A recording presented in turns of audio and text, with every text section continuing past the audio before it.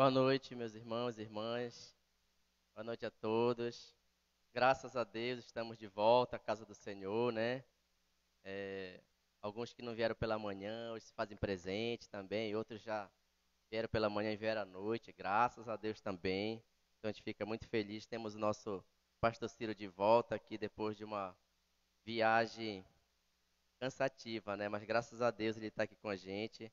E a gente é muito feliz que a gente orou pelo Senhor e Deus ouviu nossas orações e trouxe o Senhor de volta para nós.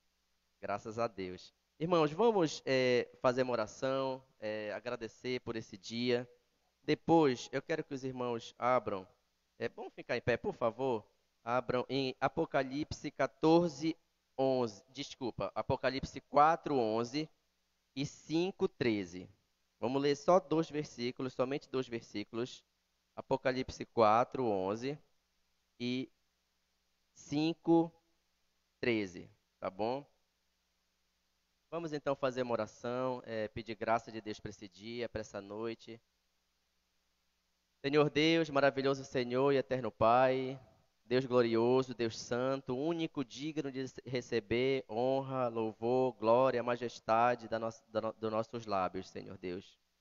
Senhor Deus, queremos te pedir perdão porque muitas vezes não temos feito isso, muitas vezes não reconhecemos a tua grandeza, o teu poder, a tua majestade sobre todas as coisas e vivemos como se fôssemos capazes de viver somente nós.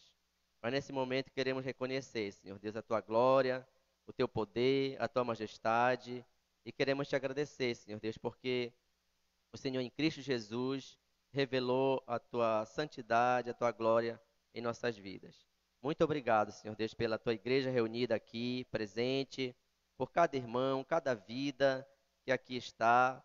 Te peço que o Senhor venha falar aos nossos corações, visitar nossa alma, Senhor Deus, com tua santa palavra, Senhor Deus, uma palavra vinda do céu para a nossa vida, Senhor. Por favor, tem misericórdia de nós, pecadores que nos dirigimos de nossos lares, Senhor Deus, com o intuito de adorar o teu nome, de conhecer mais da tua verdade. Por isso, essa noite, Senhor Deus, fala aos nossos corações, fala às nossas vidas, Senhor Deus. Tem misericórdia de nós, por favor. E abençoa também os louvores, a adoração ao teu nome. Em nome de Jesus, amém, Senhor Deus, amém. Vamos ler conjuntamente Apocalipse 4, versículo 11, tá? Eu vou começar aqui, mas eu quero que os irmãos também façam a leitura bem alta também. Vamos começar, tá? Tu és digno, Senhor, Deus nosso,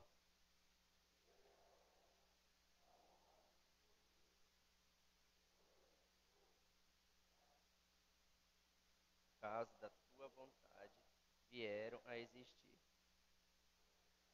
Agora, Apocalipse 5, 13. Então ouvi que há no céu e sobre a terra, debaixo da terra e sobre e tudo que neles há, estava dizendo: aquele que está sentado no trono e ao Cordeiro, seja o louvor e a honra e a glória e o domínio pelos séculos dos séculos. Amém. Podem sentar, irmãos. Tu és digno, Senhor, de receber, Senhor e Deus nosso, de receber a glória, a honra, o poder, porque todas as coisas tu criaste, sim, por causa da tua vontade vieram a existir. Às vezes eu comento como quando a gente começa a visualizar algumas coisas da criação, a gente começa a dar glórias a Deus. E aqui fala, porque todas as coisas tu criaste. Isso não é coisa pequena. Todas as coisas tu criaste é muito grande. Deus criou os céus, a terra. A Bíblia fala que Deus criou, no princípio Deus criou os céus e a terra. Deus estabeleceu os céus e a terra. Deus criou o sol no quarto dia, criou, a Bíblia fala que ele criou e colocou o céu e as estrelas.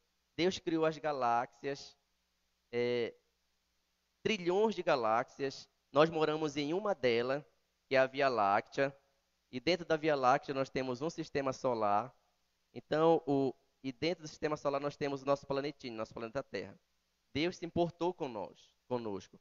Deus é digno de receber toda a honra e glória e majestade da nossa parte. Deus conhece todo o universo e Deus, de forma especial, Ele criou cada um de nós.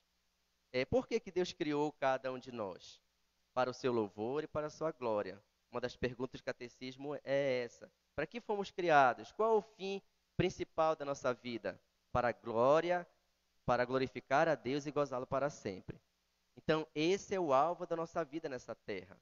O tempo vai passando, nós vamos envelhecendo, as pessoas vão passando, e o alvo de todo ser que vive, o salmista diz, todo ser que vive, louve o nome do Senhor. Então a igreja, o Deus separou a igreja dele essa noite e em toda a terra para louvor e honra dele. Então, que isso esteja no nosso coração. Só eles, tu és digno, Senhor, e Deus nosso, de receber glória, a honra e o poder, porque todas as coisas tu criaste. Deus cuida de nossas vidas detalhadamente. Ele conhece nossos pensamentos que ainda nem existem. Então, isso é motivo de alegria para nós como crentes. É motivo de desespero para o ímpio. O ímpio é desespero, porque Deus conhece cada obra maligna deles. Só que para o crente isso é maravilhoso. Deus conhece as nossas obras e Ele se agrada das nossas obras porque são feitas em Cristo Jesus. Então, graças a Deus, porque Deus separou a igreja dele para louvar, separou a igreja do Una para louvar o nome do Senhor. Então, essa noite, vamos louvar o nome do Senhor. Eu peço mais uma vez que os irmãos fiquem em pé para a gente louvar o nome do Senhor.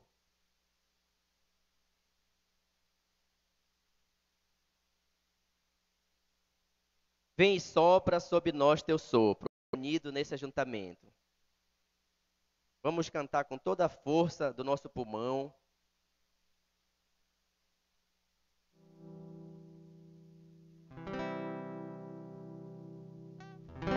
Vem e sopra sobre nós teu sopro, reunido neste ajuntamento.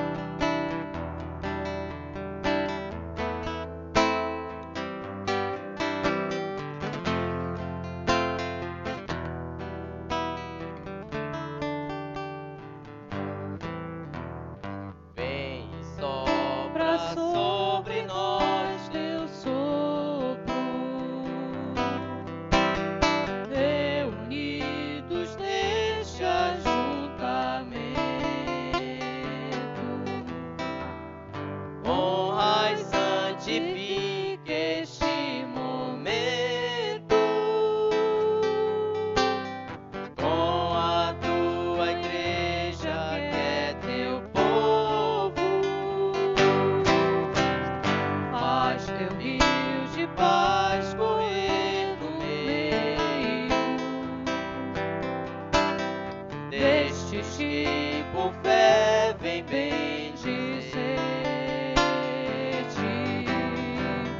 Rei e Salvador. 「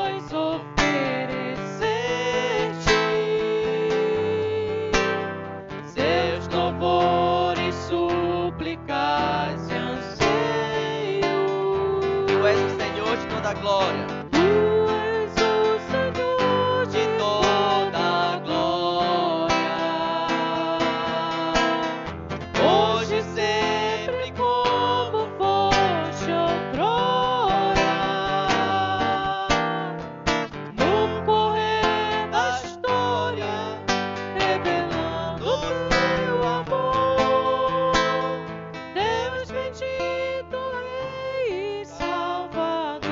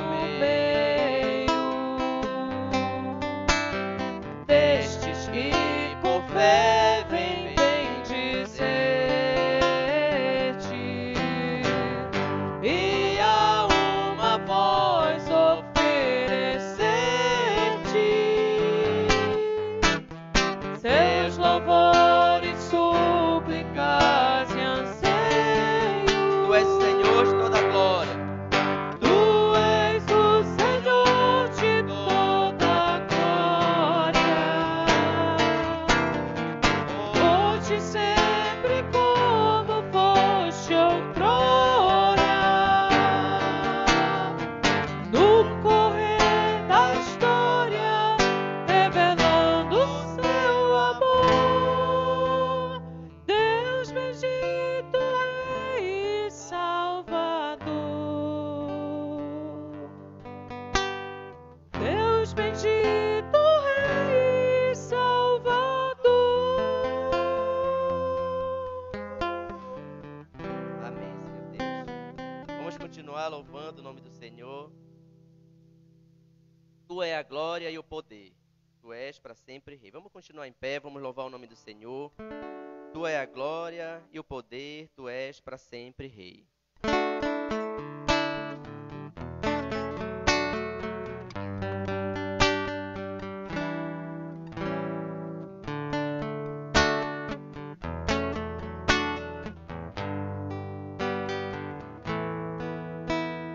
Tua é a Glória e o poder, tu és para sempre Rei.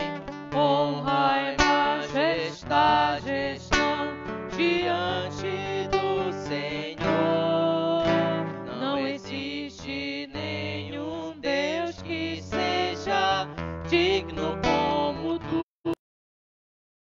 Nada vai me separar de ti. Tu és a própria vida em mim. Não deixarei de te louvar, não deixarei de te buscar. És a razão da minha vida. Vivo pra te exaltar. Não deixarei de te louvar, não deixarei de te buscar. És a razão da minha vida. Vivo pra te adorar. Tua é a Glória e o poder, tu és pra sempre Rei. Honra e majestade estão diante do Senhor. Não existe nenhum Deus que seja digno como tu. Nada vai me separar de ti. Tu és a própria vida em mim. Não deixarei de te louvar, não deixarei de te buscar. És a razão da minha vida. Vivo pra te exaltar. Não deixarei de te louvar, não deixarei de te buscar. És a razão da minha vida. Vivo pra te adorar e de te louvar. Não deixarei de te buscar. És a razão da minha vida. Vivo pra te exaltar.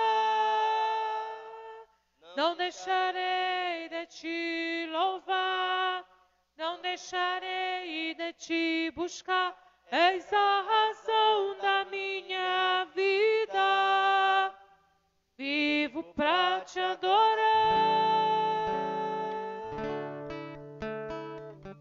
Quero pedir ao nosso irmão Jonathan que nos eleve a Deus em oração, suplicando a graça dele para nossas vidas.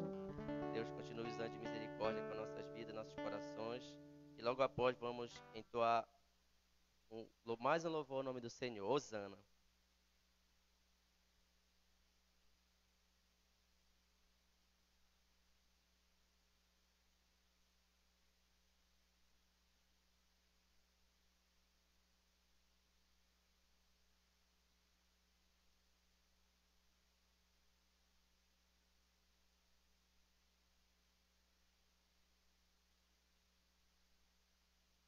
Obrigado, Jesus.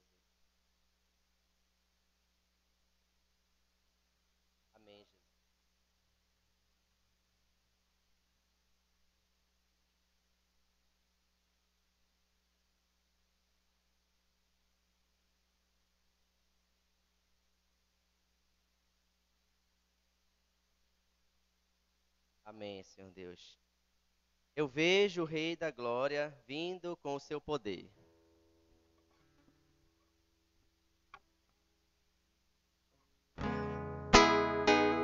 Vamos entoar, vamos expressar louvores de lábios fortes, de pulmão ativo ao nome do Senhor. Eu vejo o Rei da Glória vindo com o seu poder.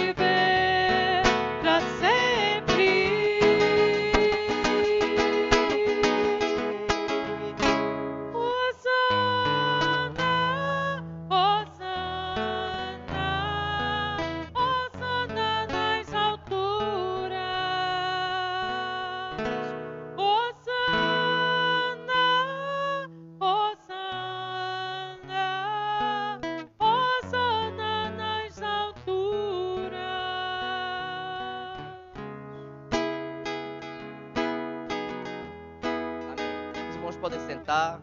Vamos finalizar esse período de louvor ao nome do Senhor com mais um hino, mais um cântico ao Deus que por mim tudo executa.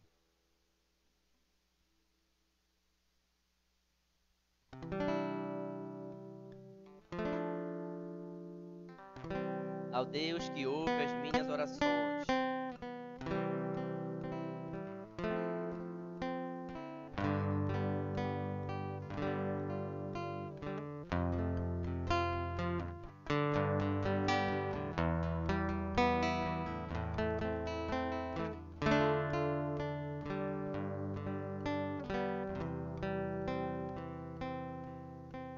Ao Deus que por mim tudo executa. Ao Deus que ouve as minhas orações. Ao Deus que tudo pode e reina sobre todos. A Ele seja minha adoração. Ao Deus que por mim tudo executa. Ao Deus que por mim tudo executa. Ao Deus que ouve as minhas orações. Ao Deus que tudo pode e reina sobre todos. A Ele seja minha adoração.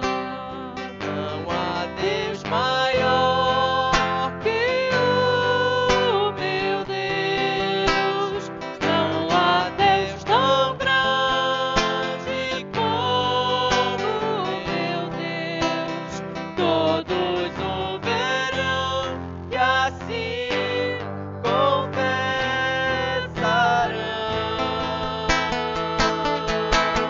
Que grande é o meu Deus. Poderoso é o Senhor, minha esperança nele está. Quem impedirá seu agir? Meu refúgio é o Senhor, nele meu coração descansa em paz.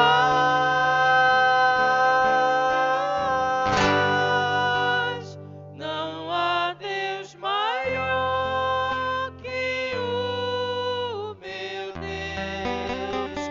Não há Deus tão grande como o meu Deus. Todos o verão e assim confessarão.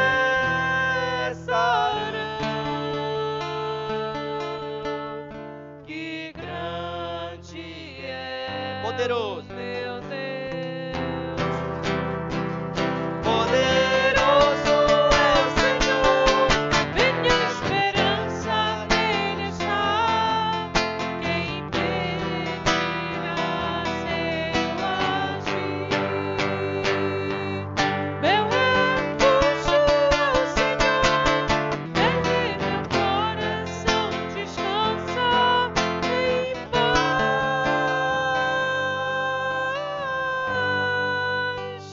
Não há Deus maior que o meu Deus. Não há Deus tão grande como o meu Deus. Todos o verão e assim confessarão.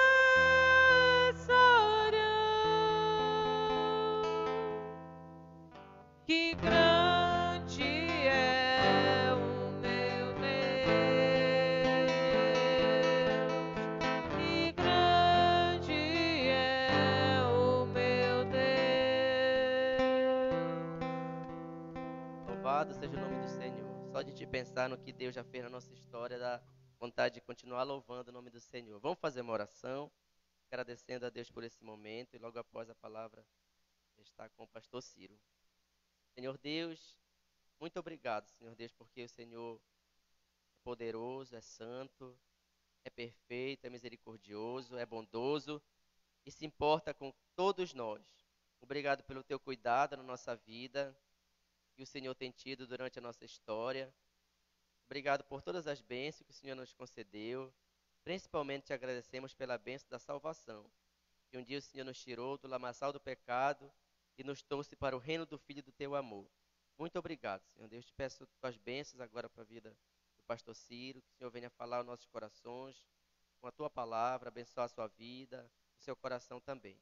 Em nome de Jesus, amém, Senhor Deus, amém.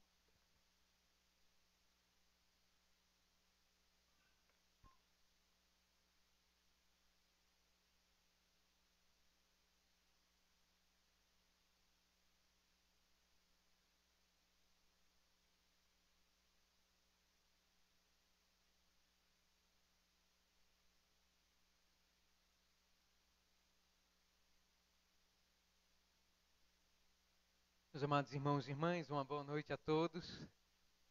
É uma alegria vê-los aqui. Que a graça e a paz de Cristo reinem no coração de cada irmão amado aqui presente. Amém. Nós estamos pelas noites de domingo fazendo a exposição do Evangelho de Marcos. Nós demos uma pausa, nós estamos retornando para terminar esse Evangelho que tem 16 capítulos. Nós já estamos no capítulo de número 14. E eu queria, irmãos, como é do nosso costume, iniciando o segundo semestre, fazer uma recapitulação daquelas lições, daqueles conteúdos que nós assistimos, que nós ouvimos, para o nosso próprio bem e para continuarmos aprendendo a palavra de Deus. Então, nesta noite, eu queria trazer algumas coisas à memória dos amados irmãos sobre o Evangelho de Marcos. Eu queria então relembrá-los, em primeiro lugar, quem é o autor do Evangelho de Marcos? Quem é esse tal Marcos? E nós vamos perceber que Marcos, ele é aquele filho na fé, discípulo dos discípulos, ele andou, foi auxiliar dos apóstolos, ele é chamado, no livro de Atos, de João Marcos. Ele vai acompanhar Paulo e Barnabé na primeira viagem missionária.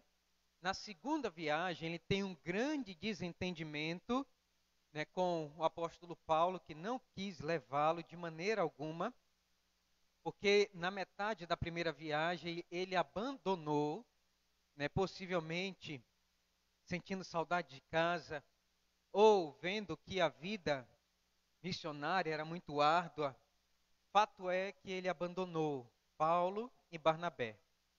E João Marcos vai ser o grande estopim da briga entre esses dois irmãos.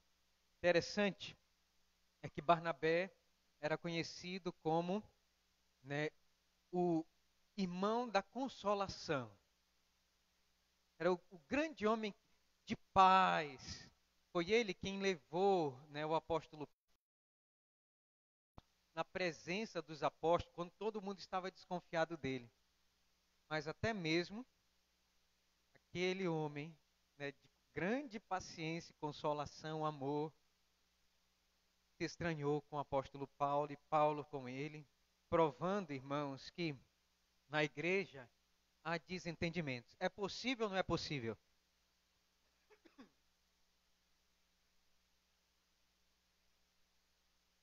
É possível. Se aqueles grandes dois missionários se desentenderam, imagine eu que sou pastor Raimundinho, com Francisquinho, que pisa no meu pé, fala alguma coisa da minha família, pronto. Vejam só que aí o diabo entra e faz grande estardalhaço na igreja, Mas percebam que até mesmo isso Deus usou para a sua glória. Fez duas frentes missionárias. Paulo pegou Silas, foi para um lado, Barnabé pegou Marcos, foi para o outro. E nós vamos ver então a palavra do Senhor Jesus, a profecia se cumprindo, que o evangelho seria pregado até os confins da terra. Marcos ele vai se reconciliar com o apóstolo Paulo, lá em 2 Timóteo, capítulo de número 4, nós vamos ver Paulo escrevendo e dizendo para Timóteo: por favor, traz Marcos para estar comigo. Eu estou solitário, estou sozinho, ele me é útil para o ministério. E nós vamos perceber que a velhice nos ajuda a amadurecer e a perceber os erros que nós fizemos na juventude. E um crente maduro é aquele que sabe perdoar, sabe apagar o passado e sabe trazer de novo aqueles a quem ele afastou para o seu lado. Paulo vai fazer isso. Antes de morrer, ele chama Marcos para estar com ele. E nós percebemos então, meus amados irmãos, o quão necessário é as pessoas que Deus coloca na nossa trajetória de vida. E que você não despreze ninguém que Deus coloca na sua história. Nós não somos, como eu sempre digo aqui, o eixo do mundo, o eixo do universo. O mundo não é centrado em nós. Nós devemos entender que tudo gira em torno da igreja e que a igreja e os irmãos que Deus coloca ao nosso lado, eles são muito importantes e nós devemos amá-los, perdoá-los e cuidar deles. Nós vamos perceber ainda que Marcos, ele vai vai receber referência também na carta de Pedro. Pedro vai falar, chamar ele também como um filho amado. E Marcos, dizem os historiadores, foi aquele que recebeu de Pedro todo o conhecimento daquilo que o Senhor Jesus Cristo disse e fez. Foi Marcos que foi o redator, foi amanuense, ele que escreveu tudo o que Pedro tinha na cabeça e lembrava acerca da vida, da obra e do ministério de Jesus Cristo. Isso é importante, meus amados irmãos, porque aqui está nas suas mãos o primeiro evangelho no mundo. Antes de Pedro morrer, ele entregou nas mãos de Marcos o evangelho, as boas novas em Jesus Cristo. E os estudiosos vão dizer que o evangelho de Marcos é o evangelho mais importante do mundo, porque ele, tanto Mateus quanto Lucas, eles copiam a maioria das palavras do evangelho de Marcos. De 661 palavras que nós vamos ter aqui no evangelho, apenas 30, 40 Mateus e Lucas não copiam. Então nós vamos perceber o quanto é importante esse evangelho. Marcos foi aquele que transmitiu para o mundo aquilo que nós conhecemos acerca da obra do ministério de Cristo. Quando ele escreveu? Possivelmente Marcos, ele escreveu esse evangelho por volta do ano 63, 64, quando o imperador Nero, o louco, um megalomaníaco, mandou passar ao fio da espada os cristãos, colocando neles a culpa de ter tocado fogo em Roma. E nós vamos, irmãos, a partir desse momento, ter uma perseguição que durou 250 anos e que mais de 10 imperadores perseguiram, mataram, crucificaram, queimaram vivos cristãos, colocando preso em postes para iluminar os jardins palacianos de Roma. Foi muito triste. E nós vamos perceber que foi nesse momento então que morre os grandes líderes do evangelho naqueles dias. Paulo vai morrer no ano 64. Possivelmente Pedro também nesse mesmo tempo vai morrer.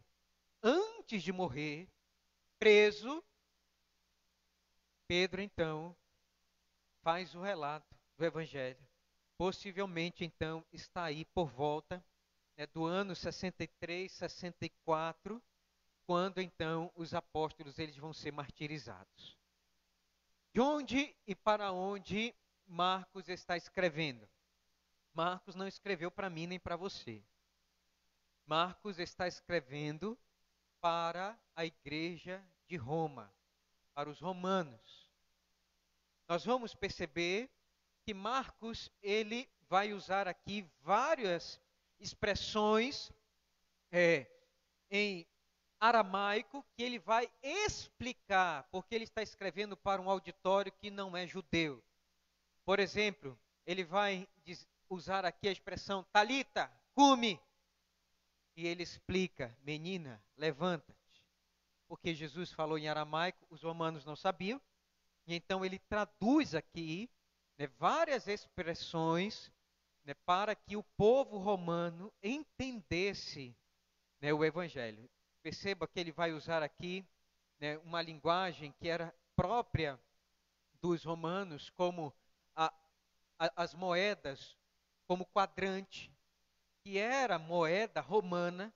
Os romanos entendiam isso, então ele não usa a moeda do templo judaica, ele faz essa conversão, e ele aqui está escrevendo esse evangelho para os romanos. Possivelmente Pedro está preso em Roma, está próximo da morte, ele dita esse evangelho para Marcos, Marcos então entrega esse evangelho para a igreja de Roma, para que eles pudessem ter o primeiro relato da vida do nosso Senhor, o amado Jesus Cristo. Esse é o contexto, eu queria que você entendesse isso, essa estrutura, mas nós estamos caminhando, nós falamos muito mais sobre isso. Eu quero então entrar aqui, meus amados irmãos, no conteúdo deste evangelho, para que você lembre aqui a história, o fio que conecta todo o evangelho de Marcos. Vamos lá? Estão comigo? Vamos relembrar isso, por favor? Então vamos lá. Em primeiro lugar, eu quero falar então do início. Me perdoem, eu vou ter que fazer isso em alguns momentos, tá? Como é que Marcos inicia o seu evangelho? Ele vai iniciar assim. Vamos ler todos juntos, por favor? Capítulo 1, verso de número 1. Princípio, vamos ler? Princípio do evangelho de Jesus Cristo, Filho de Deus. Mais uma vez, todos juntos? Princípio do evangelho de Jesus Cristo, Filho de Deus. Percebam que Marcos, ele vai, irmãos, aqui iniciar de forma fenomenal, de forma extraordinária. Marcos, ele vai mostrar para que ele está escrevendo. Para que ele está escrevendo? Para provar que Jesus Cristo é o Filho de Deus. Esse é o seu objetivo central, esse é o fundamento desse evangelho, e você vai perceber então que durante todo esse evangelho, Marcos ele vai relembrar isso para aqueles que são os seus primeiros leitores, e ele vai dizer: quem é o Filho de Deus? É o Senhor Jesus Cristo. E mais para frente, nós vamos ver então, os fariseus perguntarem: quem tu pensas que és? E nós vamos ver que ele vai responder: é o Filho de Deus. E nós vamos ver então, Judas entregando o Senhor Jesus Cristo e dizendo: é Ele, é esse aí. Nós vamos perceber, meus amados irmãos, em todos os momentos deste Evangelho, Marcos tentando mostrar que ele era o Filho de Deus. Quando chega no Monte da Transfiguração, que se faz essa pergunta: quem é esse? Próprio Deus, como testemunha, ele diz: este é o meu Filho amado em quem eu me comprazo. Quando Jesus está próximo de morrer, e foi levado para o Sinédrio, Anás, Caifás, que eram os sumos sacerdotes naqueles dias, eles perguntam, quem tu dizes que és? que eles sabiam a resposta. Eu sou o Filho do Deus Altíssimo.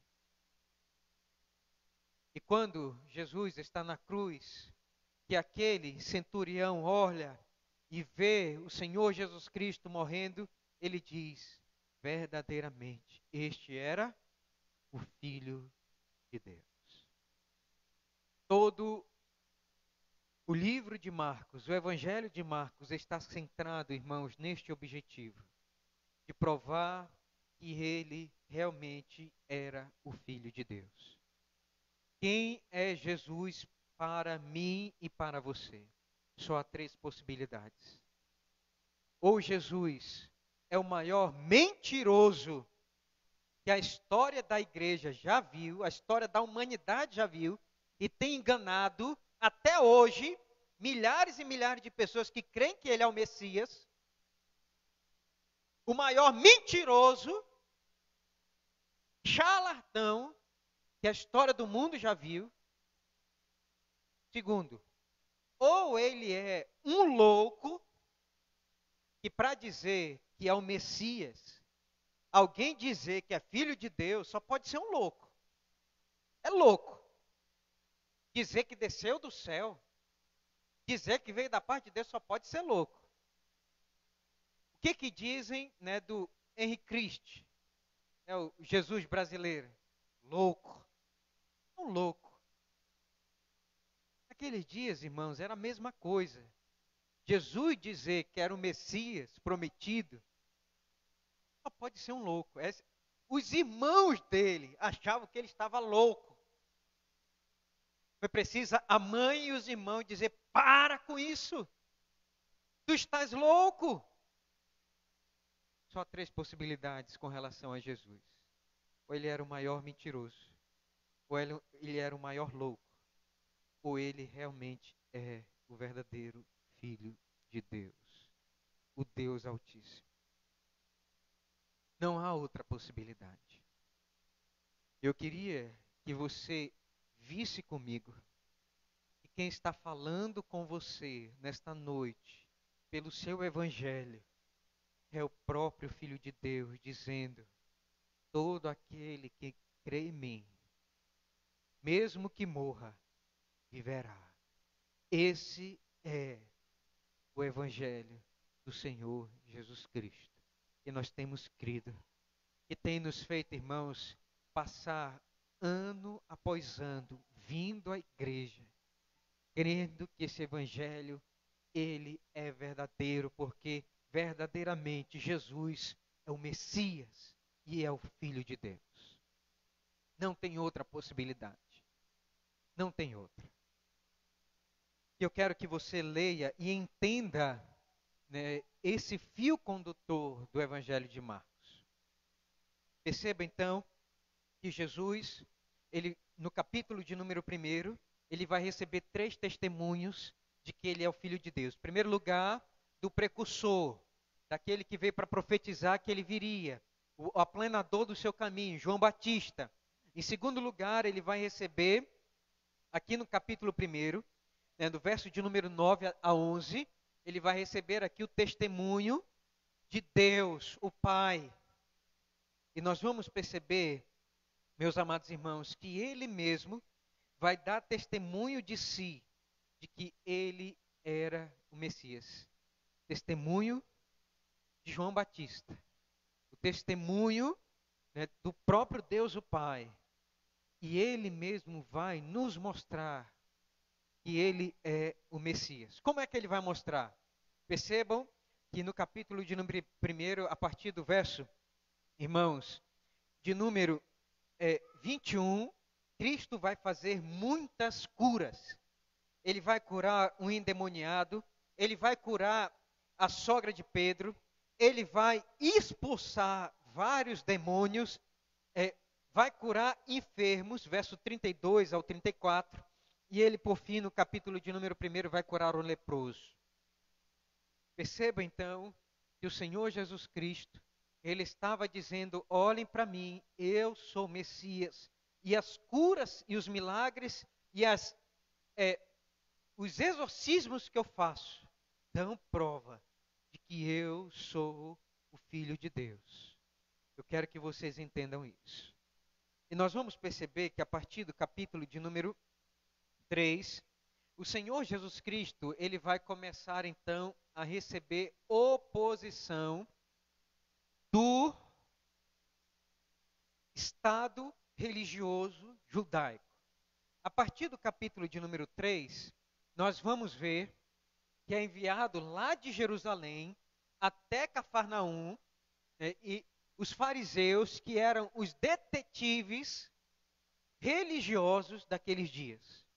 A fama de Jesus o precedeu, eles ouviram falar da vazia, e os fariseus, eles foram para destruir, denegrir a imagem, o ministério e a pessoa do Senhor Jesus Cristo.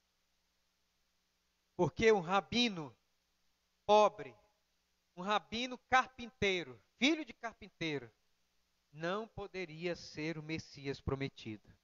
E nós vamos perceber então os primeiros a fazer a perseguição, você vai notar aí, a partir do capítulo de número 3, você vai perceber, né, tanto os fariseus como os escribas perseguindo, tentando levar as multidões a blasfemar contra Cristo, né, e não crer, colocar fé de que ele era o Messias prometido.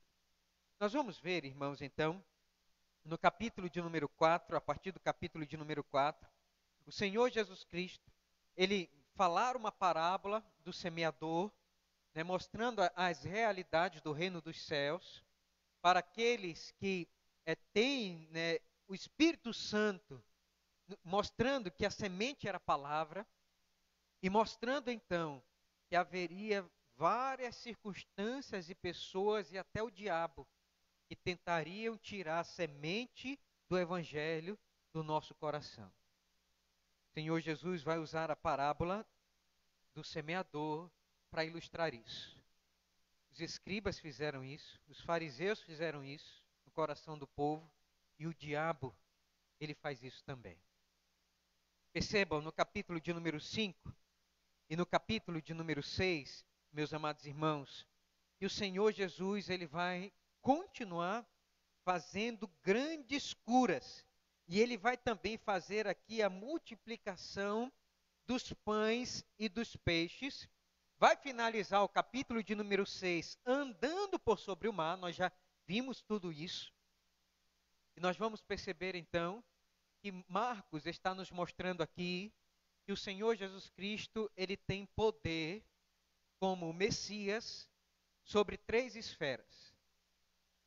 Jesus, ao curar as pessoas, ao fazer milagres, ele tem poder sobre o ambiente físico, a esfera física, onde Cristo tocava a sua mão, se era num leproso, mão ressequida, aonde Jesus colocava a sua mão, ele tinha o poder de transformar o físico, e o que estava doente, ele tinha o poder de restaurar.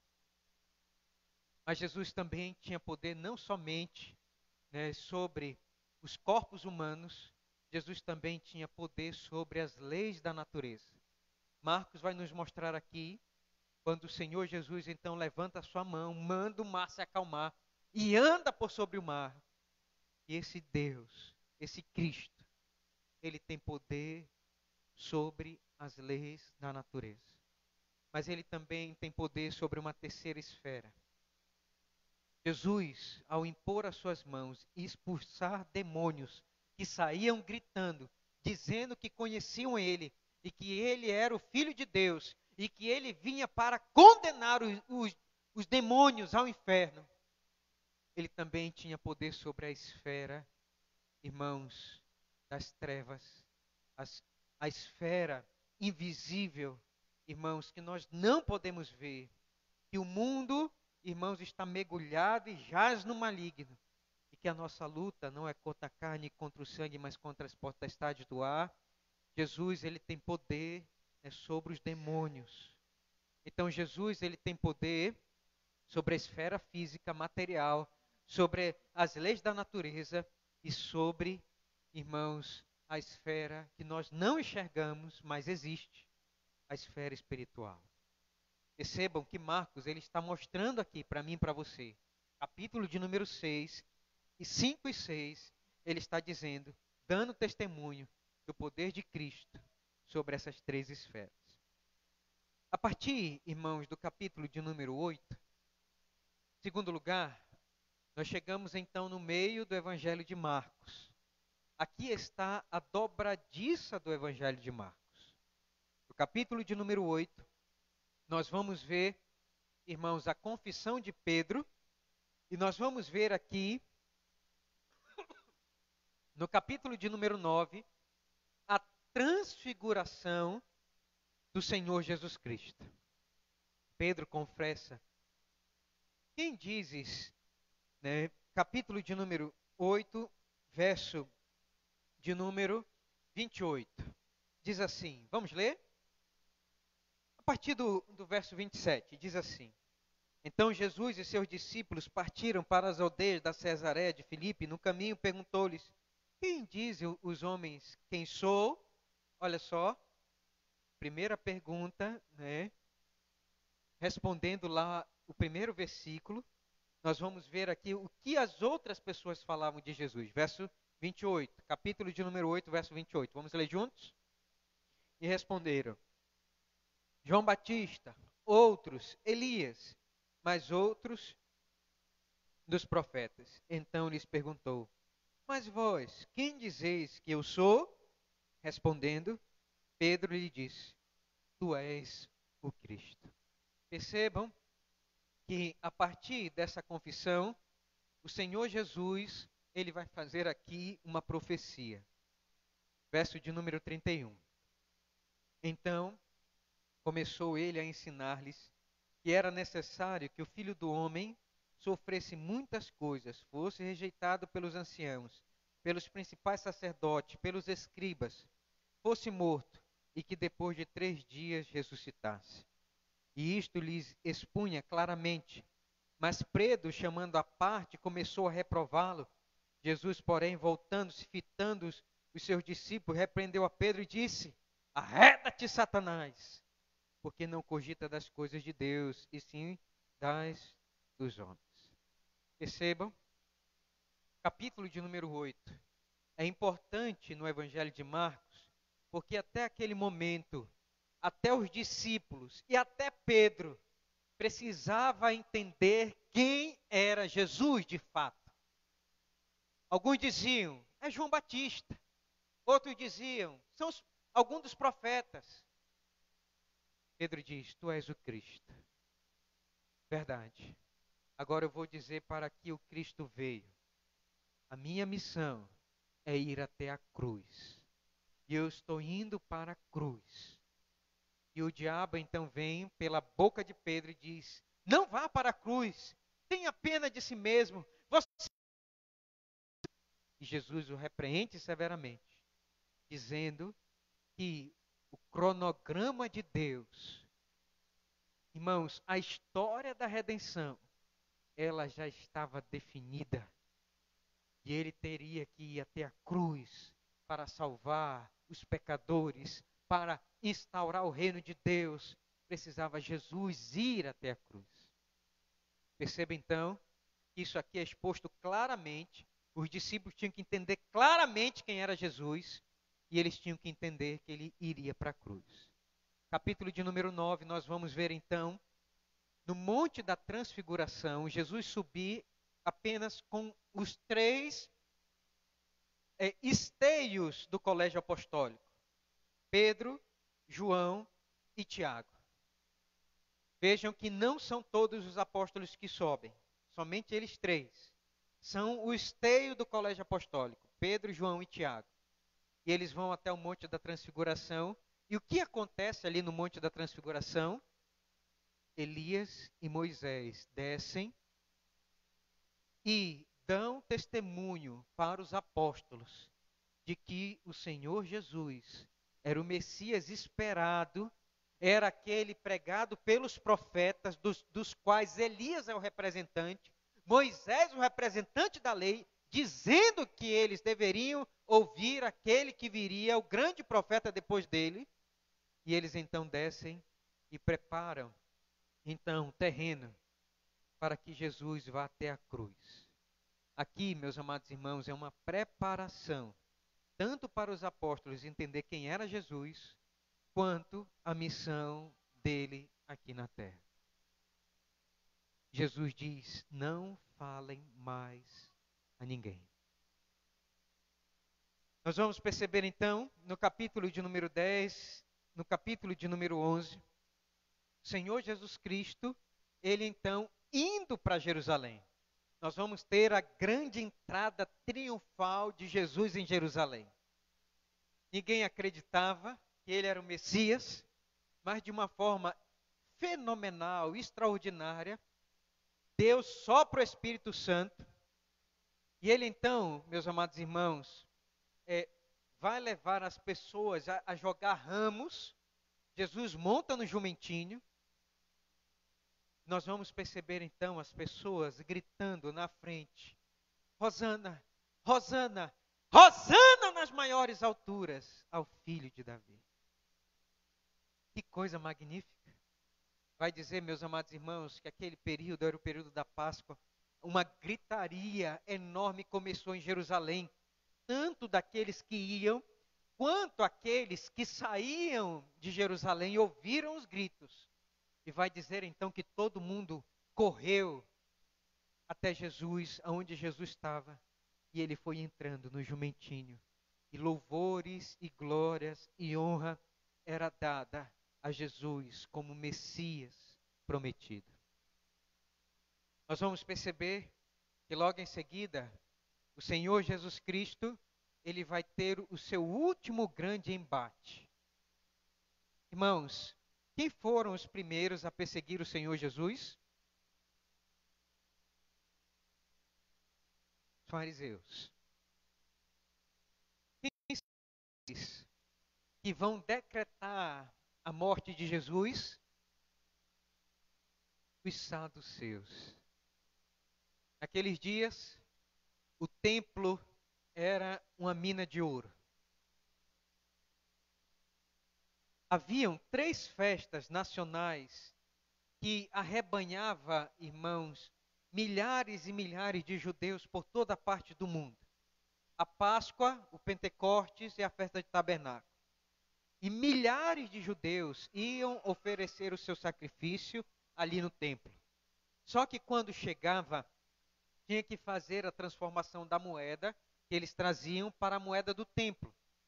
Os sacerdotes, os saduceus, eles criaram uma moeda própria do templo. E eles lucravam com o câmbio, com a troca da moeda. Isso gerava um lucro extraordinário, era a galinha de ouro dos saduceus. E os saduceus, eles tinham força política. Eles, irmãos, conversavam, né, e dialogavam com os herodianos, partido que apoiava Herodes, e os saduceus, eles dialogavam também com o Estado de Roma. Nós vamos perceber então que Jesus, ele vai tocar num ponto central para criar uma grande briga. E essa grande briga foi justamente, irmãos, limpar o templo, dizer que a casa de Deus não era casa de covil de ladrões, chamou os saduceus de ladrões, de corruptos, e fez uma limpa, né, na casa de Deus. E você vai perceber aí então, né, no capítulo de número 11, esse embate. No capítulo de número 11, verso 27 até o verso 33, você vai ver então os saduceus indo até Jesus e perguntando, zangados, amargurados, dizendo: quem te deu autoridade para fazer isso? Jesus então, de maneira muito sábia, respondendo com uma outra pergunta, né, disse: de quem era o batismo de João? E vai dizer que os saduceus, com medo de dizer se era do céu ou não, porque o povo entendia que João não sabia, e Jesus também, de quem ele tinha recebido essa autoridade. Porque percebe, irmãos, Jesus, ele sabia o tempo certo de ir para a cruz. Se ele dissesse que tinha recebido a autoridade do Pai para fazer aquilo, com certeza ele ia ser morto antes do tempo, antes da Páscoa.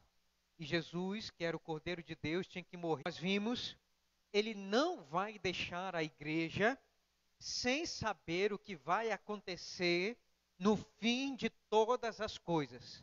Jesus, ele diz para a igreja o que acontecerá antes de ele voltar, da sua segunda vinda. No capítulo de número 13, ele vai dizer, meus amados irmãos, que muitos sinais antecederão a sua volta, mas são sinais. Ele vai dizer que haverá guerra, haverá doenças, peste, haverá fome, mas ainda não é o fim de todas as coisas. Depois ele vai dizer que virá o anticristo, que virá a besta, que nós cremos, meus amados irmãos, vai ser o filho do diabo mesmo, o diabo encarnado, e ele vem então como pessoa, pessoalmente, possivelmente vai ser um grande ditador, vai dizer as Sagradas Escrituras, e nós vimos que ele vai receber adoração igual a Deus. Isso não é novo. Os imperadores romanos, eles recebiam adoração igual a Deus. Anticristo, antideus. E esse anticristo, você vai ver aí, ele virá então, instaurando a grande tribulação. E aí é quando virá o Senhor Jesus para buscar a sua igreja. Nós entendemos, irmãos, que nós já estamos vivendo os últimos dias. Não haverá, como muitos ensinam por aí, que haverá um arrebatamento primeiro, depois haverá um segundo arrebatamento, e depois uma terceira chance, e aí você vai ter umas 20 chances de se livrar do inferno. Nós não cremos assim. Nós entendemos que o Senhor Jesus, ele já instaurou os últimos dias, nós já estamos vivendo os últimos dias, e o que nós vamos ver agora, a partir de agora, irmãos, é só piorar as coisas. E nós temos que preparar o nosso coração, quem sabe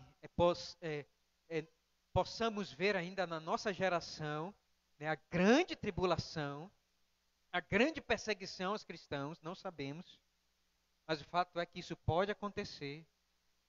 Podemos ver o anticristo surgir, não sabemos, mas o fato é que Jesus está às portas. Estamos mais próximos, irmãos, do final do mundo do que quando o Senhor Jesus proferiu esse sermão há 2000 anos atrás. Estamos mais próximos do fim. E é isso que nós devemos ter na nossa mente. Ao viver a nossa vida cristã, nosso tempo está se acabando. Por isso, nós devemos pregar o Evangelho com urgência.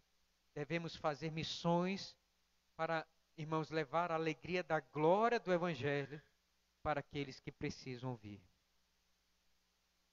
Irmãos amados, e nós chegamos então no capítulo de número 14, 15 e 16. Esse é o fim do Evangelho de Marcos. Eu não vou entrar em detalhes, nós estamos indo para o final desse Evangelho. No capítulo de número 14, o pacto de traição é feito. Judas Iscariote vende o seu próprio mestre, um amigo, como diz a profecia, meu próprio amigo, levantou contra mim o calcanhar. E nós vamos ver então que Jesus, ele não é preso. Jesus, ele se entrega. Vai dizer no Evangelho de João que quando chegaram, né, os soldados, a escolta do Sinédrio para prender Jesus, vai dizer que todos eles caíram de rosto no chão. Quem vocês estão procurando? A Jesus, sou eu. E vai dizer que todos caíram no chão. Jesus não foi preso. Jesus se entregou. E ele foi levado até o Sinédrio. Nós vamos perceber então, né, que eles criam ali que é completamente contra a lei judaica, né, à noite, de madrugada, né, fazem algo às escuras, para que ninguém perceba, para que ninguém veja. Meus amados irmãos, tem uma vozinha aí no fundo? Não se incomode, estamos aqui, né, na família da aliança, então tenha paciência, preste atenção, nós já estamos acabando, tá bom? Então, o Senhor Jesus Cristo, ele é traído me perdoe, ele é julgado e sentenciado, né, por dois motivos. Primeiro, por blasfêmia, que era justamente, né, o motivo religioso pelo qual ele estava sendo condenado, mas isso não servia para o Estado romano. Os saduceus iam chegar lá e vão dizer, ele blasfemou contra Deus. E o governador, né, ia dizer, o que eu tenho com isso? E aí, então, eles criaram o segundo motivo, que era de sedição contra o imperador, de fazer um levante contra César. Isso era uma acusação grave. E foi por essas duas acusações que o Senhor Jesus foi condenado. Na quinta-feira à noite ele foi levado, passou a madrugada. Sexta-feira de manhã ele foi levado até Pilatos, depois Herodes. Foi martirizado, chicoteado, né, colocaram uma coroa de espinhos na sua cabeça. E no final, então, da tarde, da sexta-feira, né, ele, então, foi crucificado. Passou o sábado, né, e no domingo, no primeiro dia da semana, ressuscitou. E nós vamos acabar, então, no capítulo de número 16, o Senhor Jesus Cristo ressuscitando, e ele vai, então, dar aqui a grande comissão para que todos aqueles que são seus discípulos e preguem o Evangelho a toda a criatura. E alguns sinais seguiriam aqueles que pregariam esse Evangelho. Vamos ler para finalizar? Versículo de número 14 do capítulo 16, diz assim: Finalmente apareceu Jesus aos 11, quando estava à mesa, e censurou-lhes a incredulidade e dureza de coração, porque não deram crédito aos que tinham visto já ressuscitado. E disse-lhes: Ide por todo o mundo, pregai o evangelho a toda criatura. Quem crer e for batizado será salvo. Quem, porém, não crer será condenado. Estes sinais hão de acompanhar aqueles que creem. Em meu nome expelirão demônios, falarão novas línguas, pegarão em serpentes, e se alguma coisa mortífera beberem, não lhes fará mal. Se impuserem as mãos sobre os enfermos, eles ficarão curados. De fato, o Senhor Jesus, depois de lhes ter falado, é Marcos que está escrevendo. Marcos diz, é isso aqui, narrado por Pedro. De fato, o Senhor Jesus, depois de ter falado, foi recebido no céu, assentou-se à destra de Deus.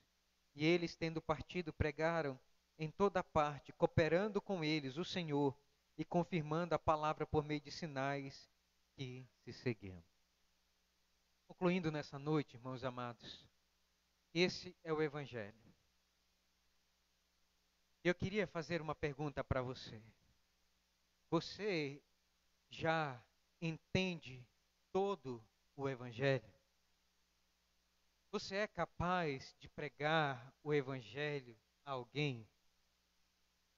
Nós passamos anos e anos na igreja.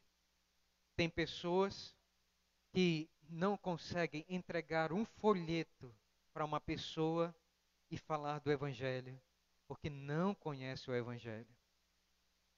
Irmãos amados, eu queria dizer para você, compreenda por completo a história da redenção narrada no Evangelho, para que você possa sentar com alguém, quem sabe que está à beira do suicídio, quem sabe, irmãos, está em depressão, quem sabe não tem mais sentido na vida, quem sabe está com a sua família toda destruída, quem sabe está mergulhado numa vida imoral, de vícios, irmãos, indescritíveis,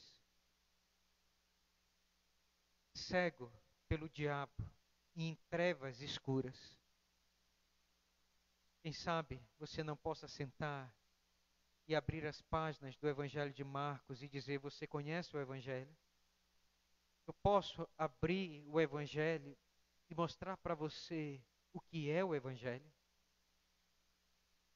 Irmãos amados, nós devemos fazer isso. Conte-se a história do pastor Paul Walsh. Ele recebeu o convite para pregar no Alasca. E ele saiu dos Estados Unidos e foi para o Alasca. Chegando lá, naquelas igrejinhas, coberto de neve ao redor, ele começou a pregar. No meio da pregação, entrou um homem alto, com um casaco de couro, uma bota, entrando pelo templo, fazendo aquela zoada. E ele então notou que aquele homem sentou na cadeira, abaixou a cabeça com o envelope. E ele continuou a pregar. No final do culto, Paul Walsh se aproximou desse homem que continuou sentado, cabisbaixo, com o envelope na mão. E ele perguntou: você entendeu o evangelho pregado nessa noite? Ele disse: não. Por que você está triste? E ele puxou do envelope o atestado de que ele tinha poucos dias de vida. Paul Walsh tinha um avião para a mesma noite para voltar para os Estados Unidos. Ele disse: eu posso perder o avião, eu tenho um horário marcado, mas eu não vou sair daqui até que você entenda o Evangelho. E ele começou desde Gênesis, mostrando nas Escrituras que Deus ele tinha prometido desde a criação do mundo que ele haveria de mandar alguém para salvar a raça humana. E ele foi passando pelos livros históricos, pelos salmos, e ele perguntava para o homem: você está entendendo? Ele disse: não. E ele continuou, foi para os profetas: você está entendendo? Ele disse: não. Quando ele chegou no Evangelho de João, ele abriu em João, capítulo 3, verso 16, e ele leu: porque Deus amou o mundo de tal maneira que enviou o seu único Filho, para que todo aquele que nele crê não pereça, mas tenha vida eterna. Vai dizer que aquele homem, a mão do tamanho de um, começou a chorar, começou a lagrimar.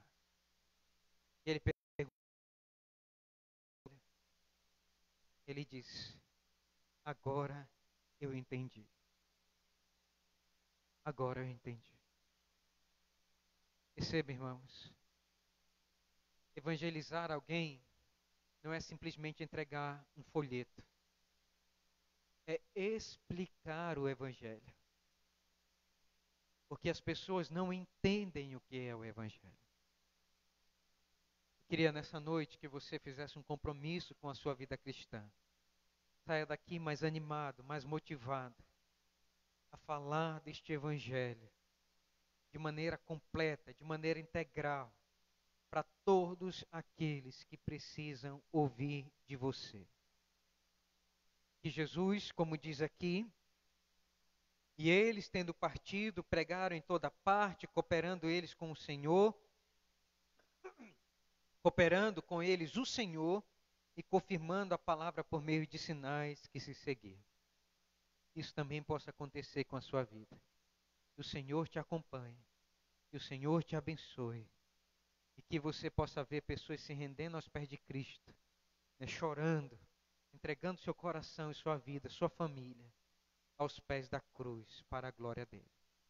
Que Deus nos abençoe nessa noite, pela sua palavra. Amém.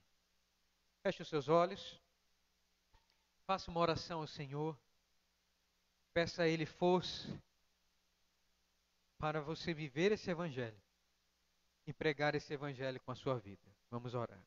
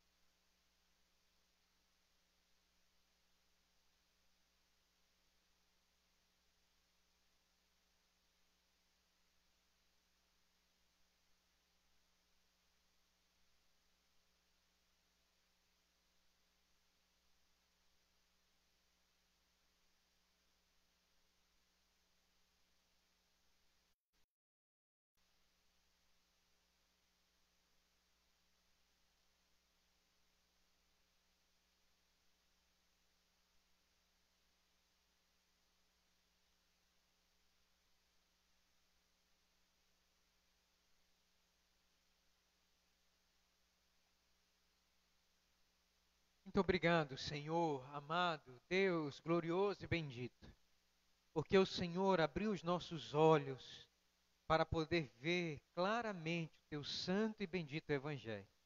Hoje nós entendemos, Senhor, muito mais sobre Cristo, muito mais sobre a história da redenção, porque o Senhor, ó Deus, aprove contar essa história, Senhor, para a tua igreja, através do Evangelho de Marcos.